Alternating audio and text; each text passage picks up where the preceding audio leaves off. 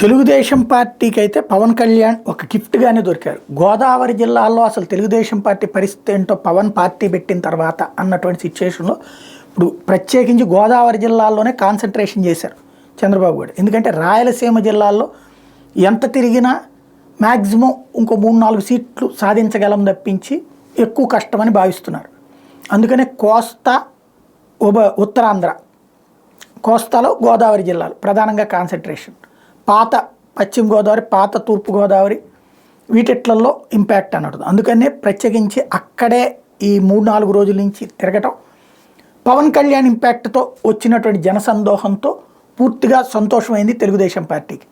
ఇప్పటిదాకా ఉన్నటువంటి భయాలు తొలగిపోయినాయి. తెలుగుదేశం భయాన్ని తొలగించడంలో పవన్ కళ్యాణ్ సక్సెస్ అయ్యారు. అదే సందర్భంలో కాపు సామాజిక వర్గం సుదీర్ఘకాలం పాటు తెలుగుదేశం పార్టీ పట్ల విరక్తితో ఉన్నటువంటి వాళ్ళు 2014లో 10 ఏళ్ల తర్వాత అడుగుతున్నాడు, మారానంటున్నాడు కదా అని చంద్రబాబు క్లోజ్ అయినటువంటి వాళ్ళు, మళ్ళీ ఓట్లేసినటువంటి వాళ్ళు, తర్వాత 19లో ఆయన ఈ లోపుగా వ్యవహరించిన తీరుతో విరక్తి చెందినటువంటి వాళ్ళు, దూరమైనటువంటి వాళ్ళని దగ్గరికి చేయడంలో వాళ్ళల్లో ఎక్కువ మందిని తెలుగుదేశం సభలకి రప్పించడంలో మాత్రం పవన్ కళ్యాణ్ సక్సెస్ అయ్యారు.